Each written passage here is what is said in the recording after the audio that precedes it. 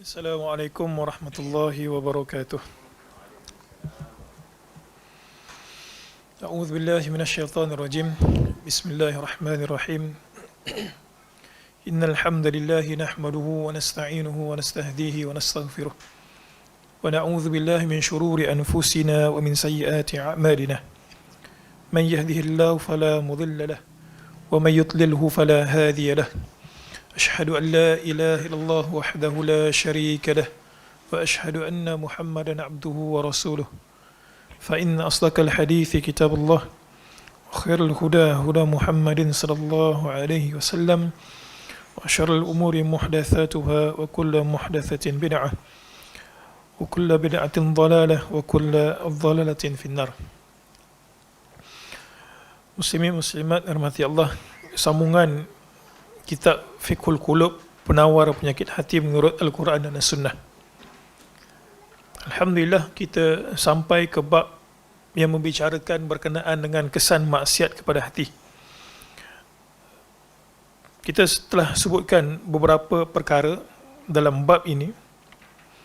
Di antaranya, kesan maksiat terhadap hati adalah menimbulkan rasa liar di dalam hati, iaitu hati tersebut tidak lagi dapat dikawal. Kemudian merasa gelap hati, seterusnya melemahkan hati.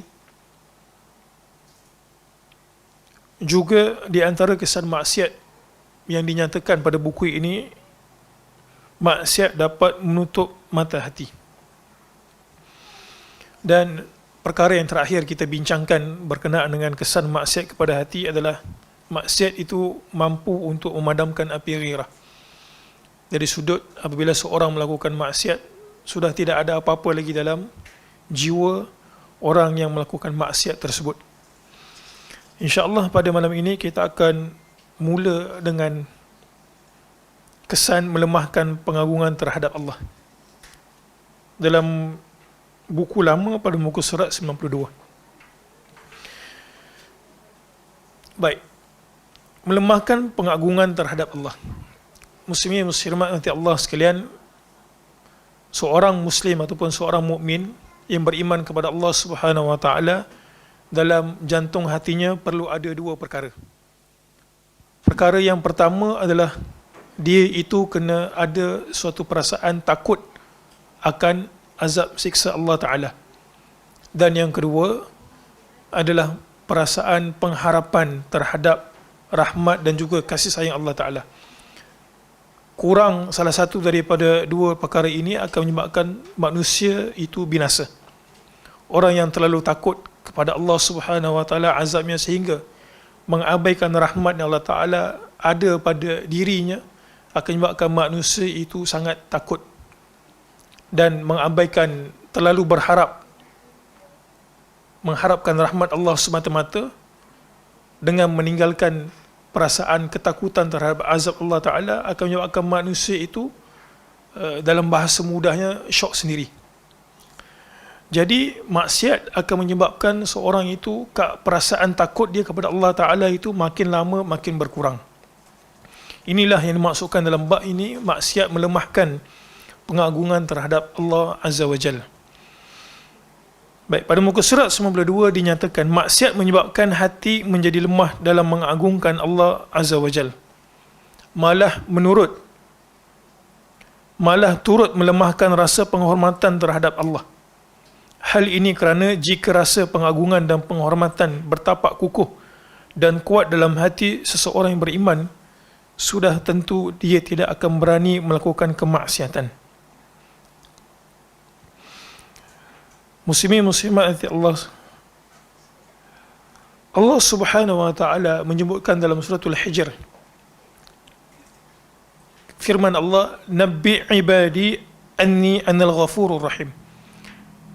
Khabarkan wahai Muhammad sallallahu alaihi wasallam akan hamba-hambaku, anni sesungguhnya aku ini anal ghafurur rahim, aku ini Al-Ghafur, pengampun, Ar-Rahim, lahi maha mengasihani.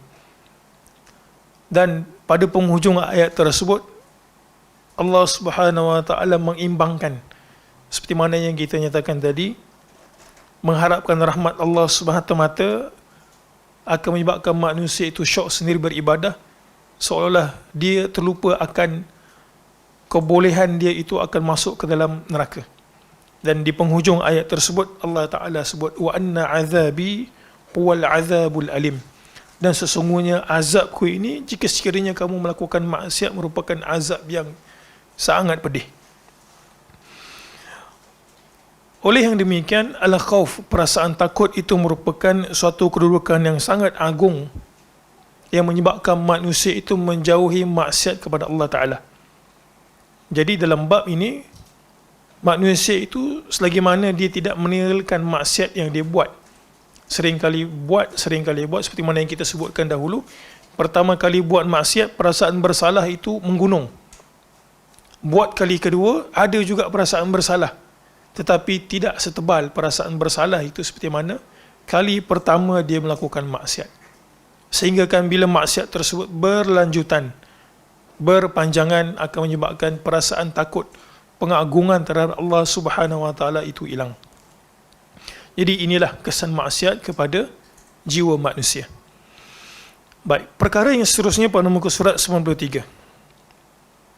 Maksiat akan menyebabkan manusia itu lemah perjalanan menuju kepada Allah Ta'ala. Antara kesan maksiat adalah melemahkan perjalanan menuju kepada Allah Subhanahu Wa Ta'ala dengan negara akhirat. Malah bukan sahaja mengganggu, bahkan turut menghentikannya. Seperti mana yang kita selalu sebutkan, manusia ini boleh kehilangan taufik dan juga hidayah. Ada yang dahulunya qiyamul lail, seperti mana yang Nabi sebut, katanya, wahai fulan, janganlah kamu menjadi seperti mana si fulan, kerana dia dahulu qiyamul lail, sekarang dia tidak lagi qiyamul lail. Nak bagi tahu bahawa hidayah dan juga taufik itu boleh hilang. Jadi orang melakukan maksiat, taufiknya itu boleh hilang. Walaupun dia tahu perkara tersebut merupakan satu benda yang salah, tetapi disebabkan kelemahan iman menyebabkan dia tidak meninggalkan perkara tersebut. Ini membuatkan hati tidak mampu untuk melangkah menuju kepada Allah meskipun satu langkah. Kalaupun maksiat dan dosa yang dilakukan tidak menolak orang yang terlibat ke belakang, namun ia tetap menghijab seseorang daripada sampai ke destinasi yang ditujuinya. Hati sebenarnya bergerak laju menuju kepada Allah dengan kekuatan hati. Apabila hati sakit kerana dosa yang dilakukan, ia turut melemahkan kekuatan yang dimiliki oleh hati itu. Apa yang penulis cuba sampaikan adalah hati yang tertaut kepada Allah Subhanahu Wa Taala, pastinya lah fizikalnya itu akan buat perkara yang Allah Subhanahu Wa Taala redai, dan dalam masa yang sama tidak melaksanakan ataupun tidak melakukan apa sahaja perkara yang Allah, apa sahaja perkara ataupun perbuatan yang Allah Ta'ala murkai. Dosa berfungsi mematikan hati atau menyebabkan ia sakit, dengan sakit yang membimbangkan atau melemahkan kekuatannya, sebagaimana yang dijelaskan sebelum ini. Kadang-kadang berakhir dengan 8 perkara yang Nabi SAW selalu berlindung diri daripadanya.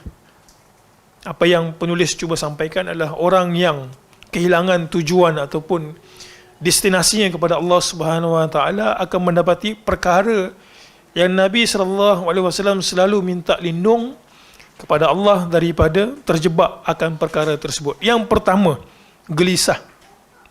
Yang kedua, sedih. Yang ketiga, lemah. Yang keempat, malas. Yang keenam, penakut. Yang ketujuh, bakhil, dan juga kekangan hutang serta dikuasai oleh orang lain. Yang kita selalu baca, Allahumma inni a'udzubika minal hammi wal hazan, wa na'udzubika minal ajizi wal kasal, wa na'udzubika minal jubni wal bukhl, wa na'udzubika min ghalabatid dani wa qahrir rijal. Jadi orang yang melakukan maksiat akan terjebak akan perkara yang Nabi SAW selalu minta lindung. Itu hadis Umamah Al-Bahili. Suatu hari Nabi SAW jumpa Abu Umamah Al-Bahili dekat masjid. Nabi bertanya kepada Abu Umamah, dia kata, wahai Abu Umamah, apa yang menyebabkan engkau duduk di masjid bukan pada waktunya? Bukan pada waktunya, maksudnya bukan kelaziman orang duduk masjid untuk beribadah kepada Allah Ta'ala. Jadi Nabi SAW jumpa Abu Umamah, dia kata, kenapa wahai Abu Umamah? Lalu Abu Umamah kata, aku sedih disebabkan hutang. Lalu Nabi SAW mengajarkan doa ini. Orang yang melakukan kemaksiatan kepada Allah Ta'ala pasti akan terjebak, akan gelisah, sedih, lemah, malas. Kita nampak dia macam gembira, kita nampak dia mempamerkan kegembiraan, padahal dalam hatinya sebenarnya jauh daripada kegembiraan yang sebenar. Jadi mudah-mudahan Allah Subhanahu Wa Taala lindungi kita semua daripada 8 perkara ini. Sebab 8 perkara ini akan menyebabkan manusia itu binasa, tak boleh bergerak ke mana. Apa sahaja yang dia dapat berupa dunia tidak akan menyebabkan dia itu berasa gembira. Baik, berikutnya melahirkan rasa takut kepada hati. Ini bukan seperti mana yang kita sebutkan tadi, melemahkan pegangan terhadap Allah. Takut kat sini maksudnya adalah dia takut akan semua perkara. Kalau melemahkan pengagungan terhadap Allah, dia mengikis sedikit demi sedikit akan rasa takut kepada Allah Ta'ala. Sebab orang yang tidak takut akan neraka, tidak yakin bahawa benar-benar dia itu akan diazab sekiranya dia melakukan kemaksiatan, maka dia akan buat perkara maksiat. Melahirkan rasa takut kepada hati ini maksudnya adalah dia takut semua perkara.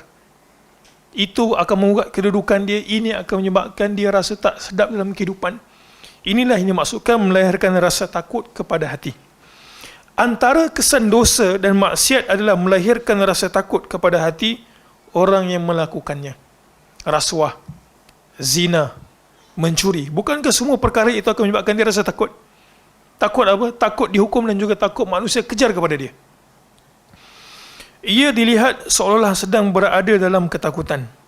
Ketaatan kepada Allah merupakan benteng yang paling agung, yang mana sesiapa yang memasukinya dia termasuk ke dalam golongan orang-orang yang mendapat keamanan daripada Allah Subhanahu wa ta'ala. Orang tidak melakukan kemaksiatan tidak perlu berasa takut, melainkan takut akan Allah Ta'ala. Orang yang ada kepentingan duniawi dan juga orang yang melakukan kemaksiatan, pastinya orang seperti ini tidak akan mampu untuk berkata dengan perkataan yang benar. Sebab apa? Dia takut kepentingan ataupun kemaksiatan, kemungkaran yang dia buat diketahui orang. Dalam satu hadis riwayat Ahmad, saya suka hadis ni, bagaimana sebahagian orang bila tahu perkara tersebut salah, tapi dia tidak mampu untuk menyebutkan perkara itu di hadapan orang bahawa salah. Baik, dalam hadis riwayat Ahmad, Nabi SAW bersabda, la yamna'anna ahadakum makhafatun nas. Janganlah disebabkan kamu takut akan manusia menegah kamu, ayyakul bihaqqin idza ra'ahu. Sekiranya dia nampak satu kebenaran, Nabi SAW kata, janganlah disebabkan dia takut akan kepentingannya ataupun takut akan manusia menyebabkan dia tak menyebutkan perkara yang benar bila dia melihat benda tersebut. Aw sami'ahu, ataupun dia dengar perkara yang salah, pada pengetahuannya benda tersebut salah, dia takut untuk menyebutkan bahawa benda tersebut salah. Nabi SAW sebut, fa innahu la yaqrabu min ajalin wa la yamna'u min rizqin. Kerana benda tersebut kalau dia buat sekalipun, kata, wahai fulan, benda tersebut salah, wahai fulan, benda tersebut tak betul kau lakukan, Nabi kata apa? Itu tidak akan menyebabkan dia itu kehilangan ajal, dan juga itu tidak menyebabkan dia kehilangan rezeki. Bahkan orang yang lalang itu kan, lalang ke situ pun dia buat, bila bersama dengan orang lain pun dia buat benda yang sama, itu adalah orang yang tidak ada pendirian dan tidak ada, kita sebutkan, tidak ada keuntungan pada orang seperti itu. Jadi dalam hadis riwayat Ahmad ini, Nabi SAW berpesan kepada kita, janganlah kita ini takut akan manusia disebabkan kepentingan yang mungkin kita ada pada dia untuk berkata dengan perkataan yang benar. Muslimin muslimat rahmati Allah sekalian, yang berikutnya pada muka surat 94. menghilangkan istiqamah hati. Menghilangkan istiqamah hati. Hadis yang selalu kita dengar barangkali. Suatu orang datang berjumpa dengan Nabi SAW, katanya apa? Ya Rasulullah, kulli fil islami qawlan la yas'alu anhu ahadan siwak ataupun ghairak. Dia kata, wahai Rasul, tolong bagi tahu aku sedikit tips. Yang mana tips ini ataupun perkataan ini aku tak tanya selain daripada engkau. Nabi SAW sebut dua perkara saja. Perkara ini senang untuk disebut, saya pun selalu sebut, muslimin-muslimat pun selalu mendengarnya. Tapi nak buat belum tentu. Nabi SAW kata apa kat dia? Qul amantu billah thumma istaqim. Katakanlah aku beriman kepada Allah Ta'ala, hak-hak iman itu dipenuhi, kemudian engkau terus beristiqamah. Nah, istiqamah ini, muslimin muslimat, ada satu perkataan Ibnu Taimiyah. Perkataan ini satu perkataan yang sangat excellent. Disebabkan istiqamah itu merupakan satu perkara yang sangat susah untuk dilakukan. Baca Quran contohnya. Kadang ada hari kita tak baca Quran, ataupun ada hari kita lupa baca Quran disebabkan kesibukan kita. Puasa Isnin Khamis, perkara-perkara sunat. Kalau kita mampu buat, maka Allah Subhanahu Wa Taala memuliakan hamba tersebut. Ibnu Taimiyah rahimahullah ta'ala menyebutkan, katanya, innal karamah, sesungguhnya kemuliaan, luzumul istiqamah, terletak pada melazimi istiqamah. Dia kata kemuliaan satu orang itu adalah pada dia melazimi istiqamah. Bukan pada banyaknya apa yang dia buat, tetapi pada dia itu melazimi istiqamah. Wa inna Allah lam yukrim ibadah bi karamatin a'zam min muwafaqatihi fima yuhibbu wa yardah. Ibnu Taimiyah melanjutkan, katanya, sesungguhnya Allah Subhanahu Wa Taala sesekali tidak akan memberikan kemuliaan kepada hamba-Nya lebih besar daripada dia itu dikurniakan muwafaqah. Apa maksud muwafaqah? Muwafaqah adalah melakukan perkara yang benar. Dia tahu bahawa benda tersebut benar dan dia buat perkara yang benar. Macam yang kita tahu, fadilat baca Al-Quran itu begitu besar. Tapi belum tentu kita diberikan taufik untuk baca Quran. Hafal Quran, kita ada banyak masa kan. Boleh scroll sana, scroll telefon, FB dan sebagainya. Kita tahu hafal Quran itu satu benda yang sangat agung, bahkan syafaatnya begitu besar. Tetapi belum tentu kita diberikan muwafaqah untuk melakukan benda tersebut. Muwafaqah satu hal, kita straight forward melakukan benda yang sama setiap hari sampai meninggal dunia. Ibnu Taimiyah kata apa? Itu merupakan kemuliaan yang lebih besar yang Allah Ta'ala kurniakan kepada seorang hamba. Melakukan fima yuhibbuhu wa yardah, apa yang Allah Ta'ala suka dan juga Allah Ta'ala redai. Apa dia? Wa huwa ta'atuhu wa ta'atu rasulih, iaitu taat akan Allah Subhanahu Wa Ta'ala serta taat akan sunnah baginda sallallahu alaihi wasallam. Baik, istiqamah itu apa dia? Istiqamah maksudnya adalah al-i'tidal. Salah satu maksud istiqamah adalah al-i'tidal. Apa maksud i'tidal? Muwazanah, seimbang, tidak lebih, tidak berkurang. Salah satu maksud istiqamah. Wat tawassut, berada pada pertengahan. Wassalamatu min ghadabillah, berada pada pertengahan, i'tidal, tawassut, dan selamat akan dimurkai oleh Allah Ta'ala. Itu maksud istiqamah. Dalam arti kata lain, as-suluk ila siratil mustaqim, iaitu lalu jalan yang lurus. Jadi itu maksud istiqamah. Dan orang yang melakukan kemaksiatan, pastinya lah istiqamah itu akan terputus. Baik. Kesan maksiat dan dosa yang dilakukan boleh merubah kesihatan dan keistiqamahan hati kepada penyakit dan penyelewengan hati tersebut. Ia akan jatuh sakit dan tidak mengambil manfaat daripada ubat-ubatan yang boleh menyebabkannya hidup dan sihat. Kesan dosa kepada hati sama juga dengan kesan penyakit terhadap tubuh badan, seperti mana yang telah kita bahaskan pada sesi-sesi yang lepas. Tidak ada yang dapat Tidak ada yang dapat hati yang sakit itu selain daripada meninggalkan kesemua dosa dan maksiat yang dilakukan. Itu bukan ulam Ulam yang pakar tentang perjalanan menuju kepada, bukan ulam tu, ulama. Ini sebaik bukan R. Kalau R jadi apa? Ular yang pakar. Ulama itu tinggal A-nya. Ulama yang pakar tentang perjalanan menuju kepada Allah berijma', bersepakat, hati tidak akan dapat mencapai matlamatnya sehingga ia berjaya sampai kepada Tuhannya.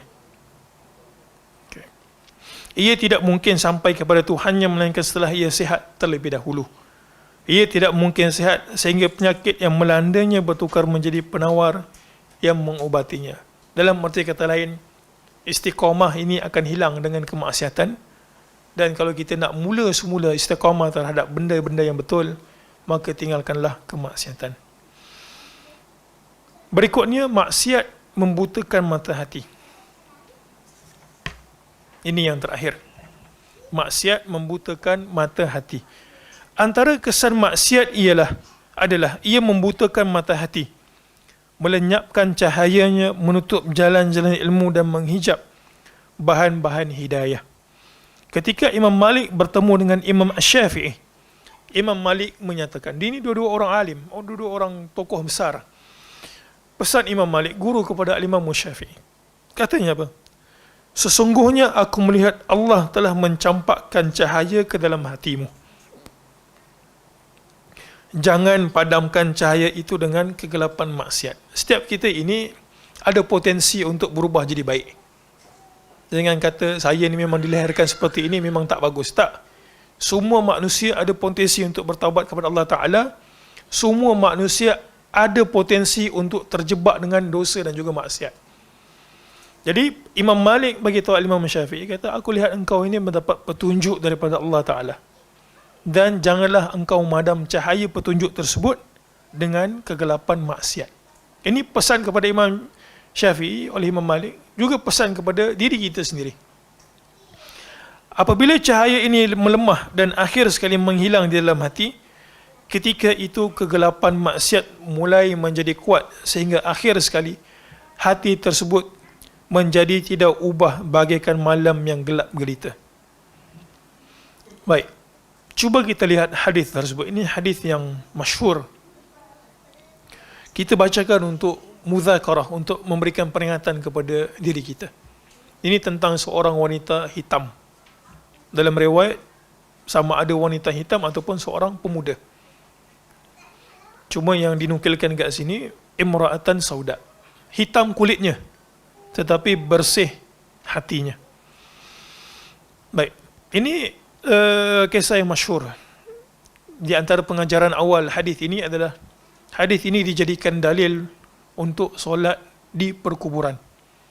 Katalah seorang itu terlepas solat jenazah dan dia kenal baik orang tersebut, telah pun dikebumikan, dia boleh pergi ke kuburan dan solat jenazah pada kuburan yang orang yang telah meninggal dunia yang dikenali. Baik. Inna imra'atan sauda kanat taqumul masjida aw syaban faqadaha Rasulullah sallallahu alaihi wasallam. Fasa'ala anha aw anhu faqalu mata. Qala afala kuntum adhantumuni. Qala afaka'annahum saghwaru amraha aw amrahu. Faqala dulluni ala qabrih. Fadulluhu fasalla 'alayha. ثم قال إن هذه القبور مملوءة ظلمة على أهلها وإن الله عز وجل ينورها لهم بصلاة عليهم. Baik, suatu hari imra'atan sauda, wanita hitam, kanat taqumul masjidah. Dia ini takum ni maksudnya mendirikan masjid. Dari sudut dia selalu membersihkan masjid, dia membersihkan ataupun dia menyapu masjid. Jadi ini satu orang yang makruf. Macam makcik cleaner, kita pergi ke masjid, kita jumpa makcik itu selalu bersihkan. Jadi orang kenal. Au syaban faqadaha, ataupun seorang pemuda faqadaha. Dan Nabi SAW tak nampak dia. Faqadaha, maksudnya kehilangan dia.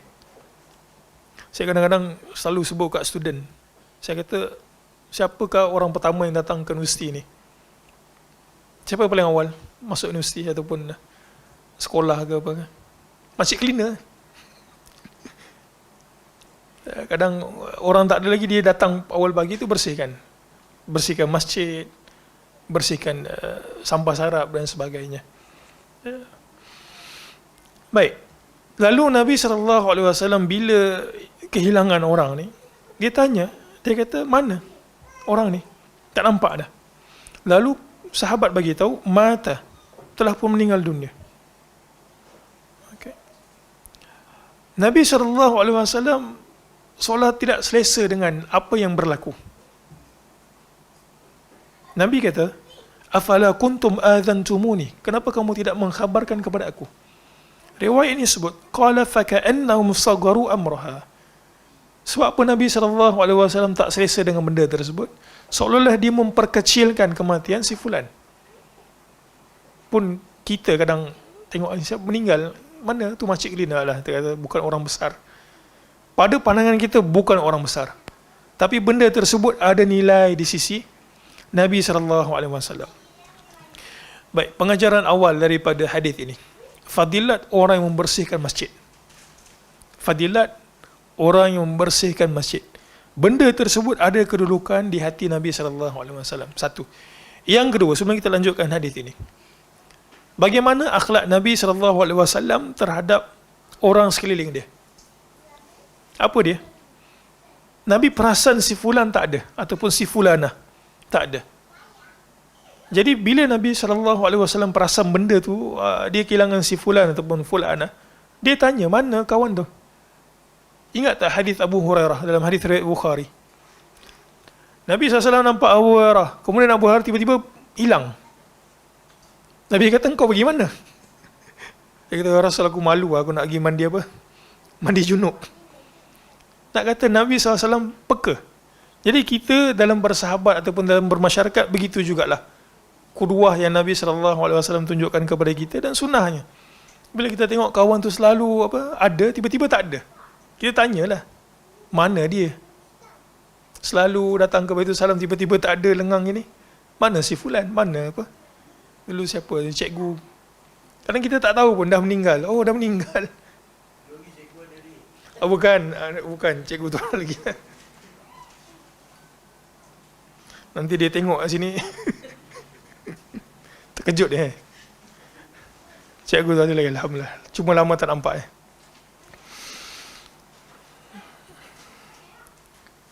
Baik, itu pengajaran awal hadis ni. Baik, kemudian Nabi SAW kata, dulluni ala qabrihi. Fadulluhu. Dia kata, mana kuburnya? Tunjukkan aku di mana kuburnya, mana kamu tanam. Dalam riwayat yang lain, bukanlah sahabat ini memperkecilkan urusan wanita ini. Dalam riwayat An-Nasa'i, dia kata, karihna an-nuqidhuka lailan. Sahabat bagi tahu, si fulanah ini meninggal pada waktu malam. Lewat dah tenggelam matahari. Dan kami tak nak mengejutkan kau, ya Rasul. Baik, lalu Nabi SAW pergi kepada kuburannya dan menyolatkan beliau. Qal inna hadhil qubur mamlu'atun zulma. Nabi SAW beritahu keadaan asal perkuburan. Apa keadaannya? Boleh jadi gelap, boleh jadi terang. Dan Nabi kata, kubur ini mamlu'atun zulma, dipenuhi dengan kegelapan, ala ahliha, terhadap orang-orangnya. Wa inna Allah azza wa jalla yunawwiruha lahum bisolati alaihim. Dan Allah azza wa jalla menyinari atau memberikan cahaya lahum, kepada ahli yang berada dalam kubur tersebut, bisolati alaihim, dengan salawatku ke atas mereka. Jadi kita ada ahli keluarga yang meninggal dunia dan sebagainya. Salah satu yang membantu mereka itu di perkuburan adalah dengan, kalau dia itu merupakan ahli keluarga kita, salah satu cara untuk membantu dia dengan apa? Dengan kita tu jadi orang soleh. Ingat tak?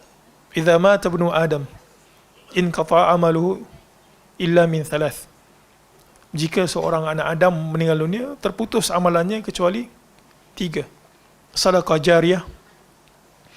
Kemudian ilmun yuntafa' bihi, sedekah yang dia jariyah, wakaf.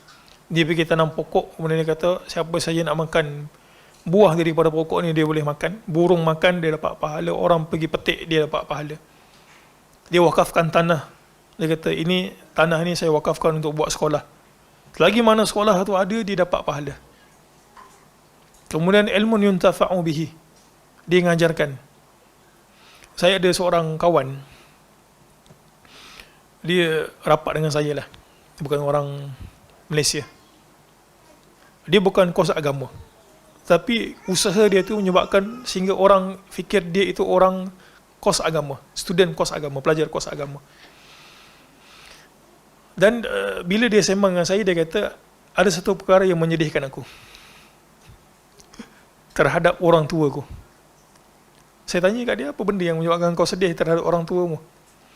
Dia kata yang mengajarkan aku Fatihah dengan betul, dia kata bukan orang tua aku.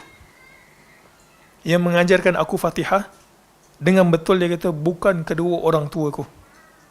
Dia ceritalah kat saya, dia kata dia baca Fatihah tu nak bagi betul makhrajnya 3-4 bulan, dia kata. Dekat UAE tu adalah satu orang share tu, memang terkenal dia punya qiraat dan punya makhraj, dia punya tajwid tu. Dia kata aku dapatkan ijazah Fatihah tu, belajar Fatihah dengan betul tu, dia kata 3-4 bulan. Dia kata itu satu benda yang menyedihkan. Kerana apa? Kerana dia kata kalaulah orang tua aku mengajarkan aku Fatihah, selama mana aku baca Fatihah, pahala itu sampai kat dia. Dan yang ketiga adalah waladun salih yad'u lahu, anak soleh yang mendoakan untuknya. Termasuk juga sebahagian menyebutkan bahawa apa sahaja yang anak itu buat berupa kebaikan, maka orang tuanya dapat pahala. Disebabkan sepotong hadis Nabi SAW sebutkan al-walad min kasbi abihi, anak merupakan kesan ataupun dapatan orang tuanya. Yang nak dapat anak kena kahwin, nak dapat anak kena buat gitu gini, kemudian kena didik. Jadi apa saja yang anak tu buat dapat dekat orang tuanya. Jadi kalau kita ada ahli keluarga yang meninggal dunia, kita itu jadi soleh, kemudian kita doakan untuk mereka. Mudah-mudahan itu akan menyebabkan kubur ahli keluarga kita bercahaya. Di samping kita doakan keampunan untuk mereka semua. Baik, kesimpulan. Maksiat sebagaimana yang dijelaskan sebelum ini membawa maksud menderhaka kepada Allah Subhanahu wa ta'ala. Termasuk melakukan syirik, zina, liwat. Bukan sahaja dari sudut perbuatan, juga kita ada dari sudut batin. Contoh apa? Rasa sombong, rasa ujub, rasa takabur, akulah yang begitu, akulah yang begini.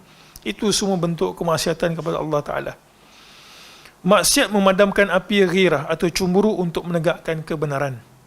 Ghirah ini merupakan tanda hati masih hidup dan baik. Sama juga kehangatan kecenderungan fizikal merupakan tanda seluruh badan masih hidup. Seorang isteri cemburu kepada suaminya ataupun suami cemburu kepada isterinya, apa tandanya tu? Tandanya dia masih cinta ataupun sayang kepada pasangannya. Kehilangan benda tersebut maksudnya apa? Dia tak ada rasa perasaan tu lagi.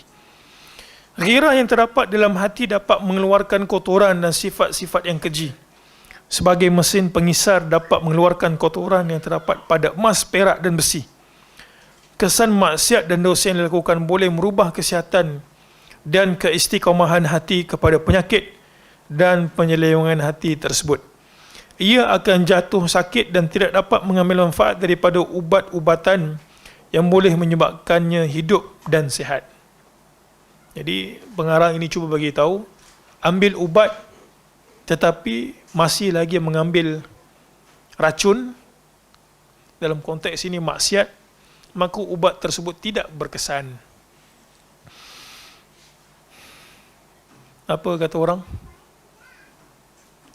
Hobinya makan, cita-citanya kurus. Bila nak kan? Betul Hobinya makan, cita-citanya kurus, hobinya makan. Gini lah lebih kurang. nak sembuh tapi masih mengambil racun. Jadi ubat tu tak ada kesan lah. Ia akan jatuh sakit dan tidak dapat mengambil manfaat daripada ubat-ubatan yang boleh menyebabkannya hidup dan sihat. Kesan dosa kepada hati sama juga dengan kesan penyakit terhadap tubuh badan. Tidak ada yang dapat hati yang sakit itu selain daripada meninggalkan kesemua dosa dan maksiat yang dilakukan. Ini sekali lagi ni, bukan ulama.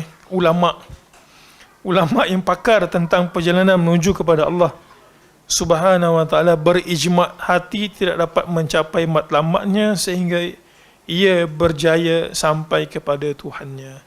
Wallahu alam. Habis.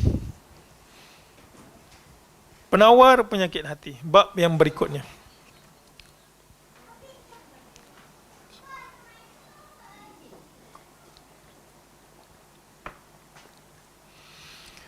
Nak ubat penyakit hati, satu je jawapannya kan, taubat kepada Allah Ta'ala.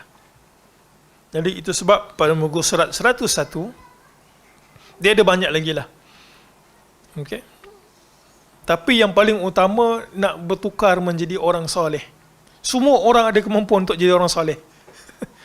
Jangan kata saya bukan bidang agama, tak. Semua orang selagi mana dia beriman kepada Allah Ta'ala, dia boleh bertukar menjadi orang yang alim, orang yang soleh.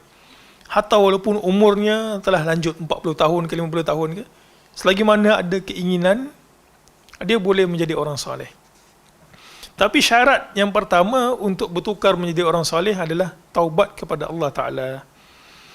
Baik, dalam Islam muka surat 100, kita mula dengan mukaddimah dia dulu. Dalam Islam setiap penyakit ada penawar, kecuali kematian. Cuma dalam kalangan penawar itu ada yang ditemui oleh manusia dan ada juga yang tidak ditemui oleh manusia. Namun penawar berkaitan hati boleh dikatakan kesemuanya telah dijelaskan oleh Allah dan Rasulnya dalam kitab dan sunnahnya. Nak tahu penawar, kenalah baca Quran. Nak tahu penawar, kenalah datang majlis ilmu, majlis yang dibacakan hadis-hadis Nabi SAW padanya. Sesetengah orang memberikan tumpuan dan sesetengahnya mengambil sikap sambil lewa sahaja. Firman Allah Subhanahu wa taala. Mari kita renungkan firman Allah dalam suratul Isra ayat yang ke-82. A'udzu billahi minasyaitonir rajim. Wa yunazzilu minal Qur'ani ma huwa shifaa'un wa rahmah.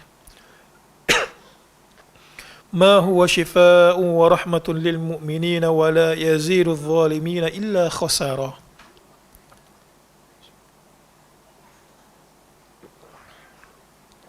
Baik, mari kita lihat apa kandungan ayat ini.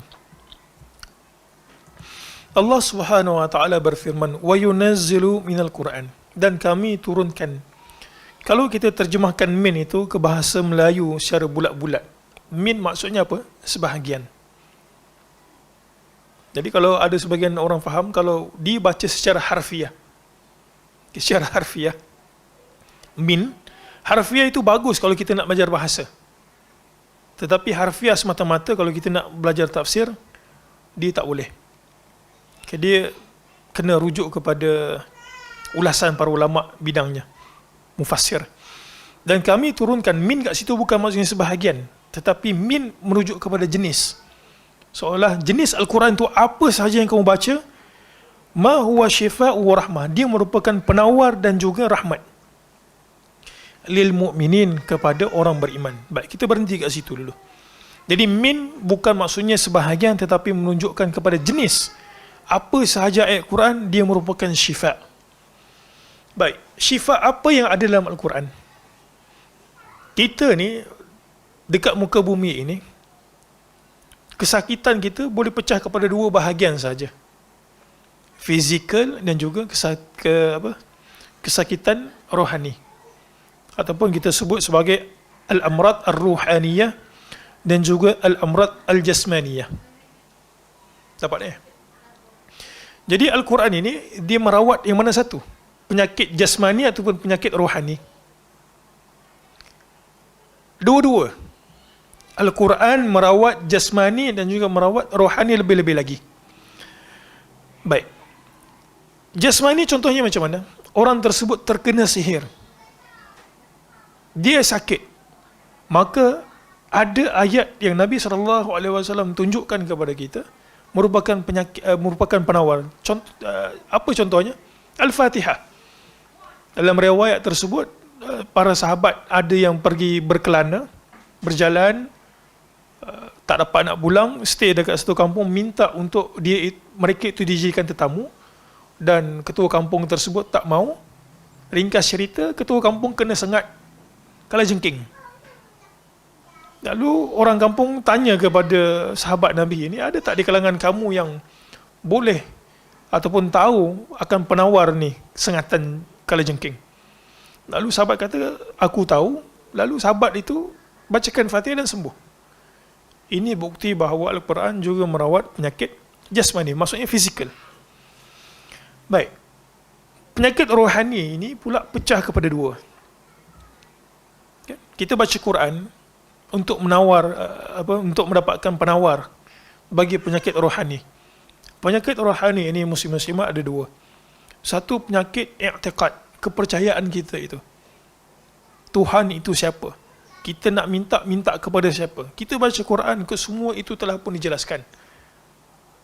Tidak boleh minta kepada manusia, walaupun dia itu berkuasa. Contohnya siapa? Fir'aun.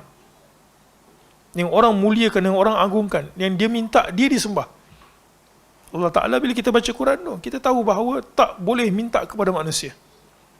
Setinggi mana pun dia punya kedudukan, raja ke apa ke, tak boleh minta kepada manusia.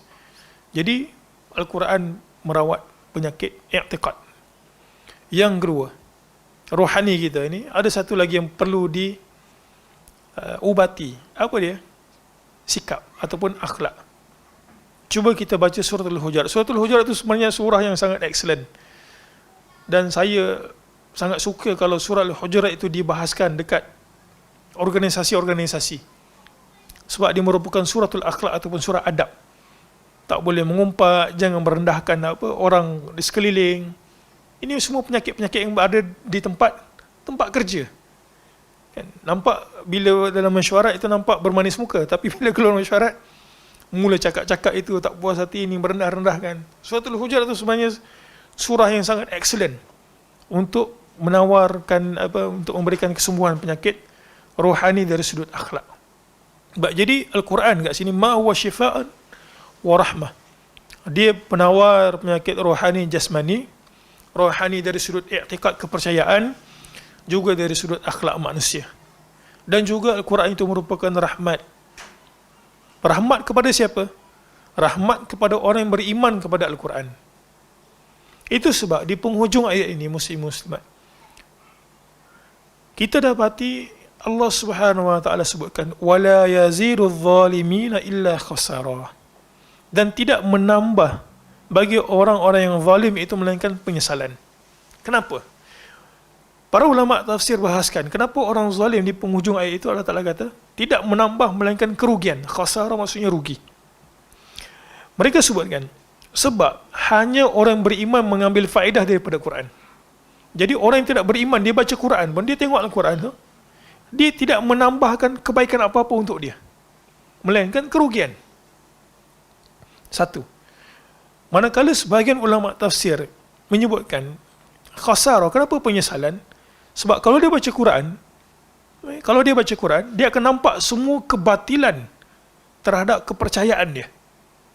Orang zalim bila baca Quran dan dia tak mahu terima kezaliman itu, dia akan jumpa benda-benda tersebut dalam Quran. Allah Ta'ala kata, ini kalau buat seperti ini akan dia siksa, kalau begini dalam kecelakaan. Jadi tak menambah melainkan khasarah, melainkan penyesalan. Jadi Al-Quran itu hanya berguna kepada orang yang beriman kepadanya sahaja.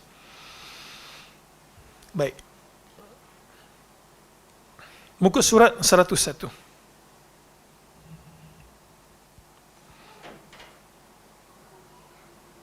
Saya baca terus penutup ayat tersebut. Ayat di atas, ada satu lagi ayat, saya tak bacakan, dalam surah Fussilat. Ayat ke-44. Muslim semua boleh baca sendiri. kita terus sahaja kepada kesimpulan yang dibuat oleh Imam Suyuti. Katanya, ayat di atas menjelaskan Al-Quran menjadi penawar kepada penyakit hati.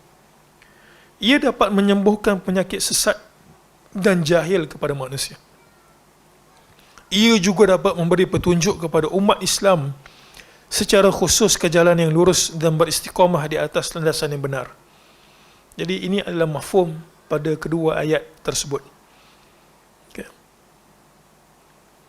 Jadi penawar penyakit hati yang pertama adalah melakukan taubat. Apa maksud taubat? Daripada perkataan tabah, ai ada. Apa maksudnya arrujuk kembali? Bila kita sebut taubat, taubat adalah arrujuk anil ma'siyatillah ila ta'atih.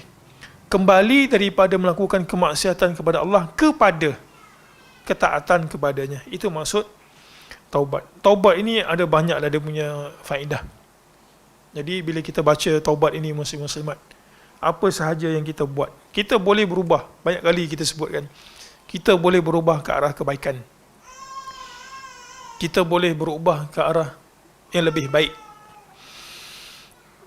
Allah Subhanahu wa taala sebutkan dalam surah Al-Baqarah ayat 22, penghujung itu, innallaha yuhibbut tawwabin wa yuhibbu al-mutatahhirin.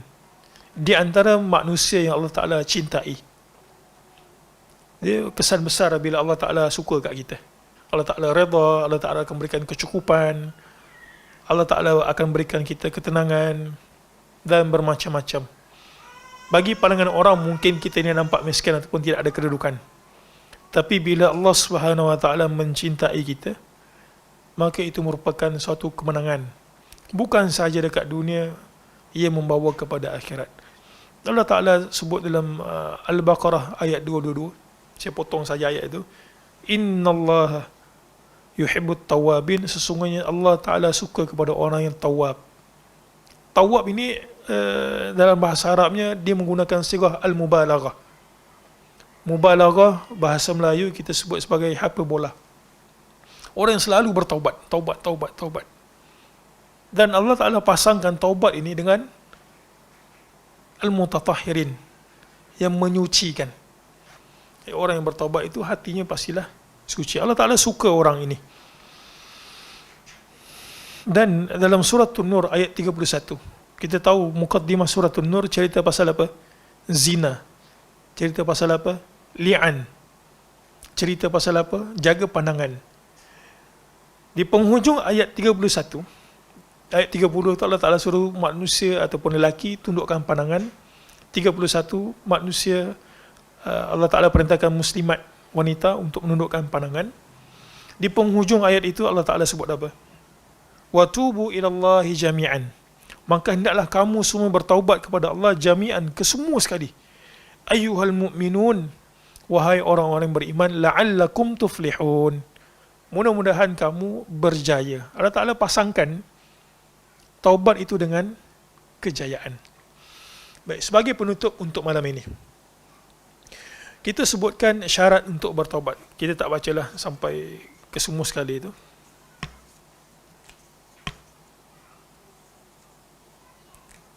Mungkin selepas ini saya nak baca 107.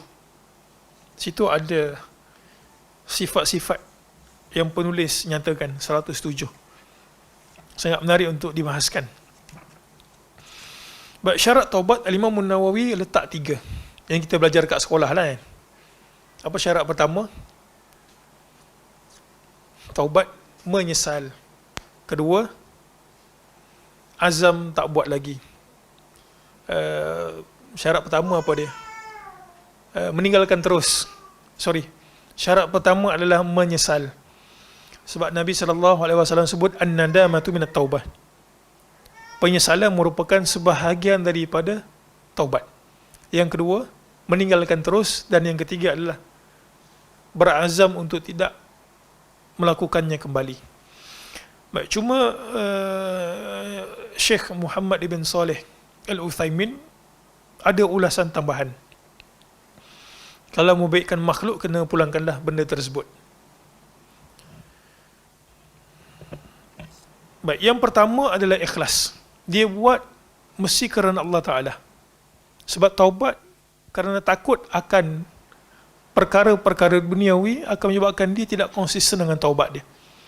Satu, dia kena buat kerana Allah Ta'ala, bukan kerana duniawi.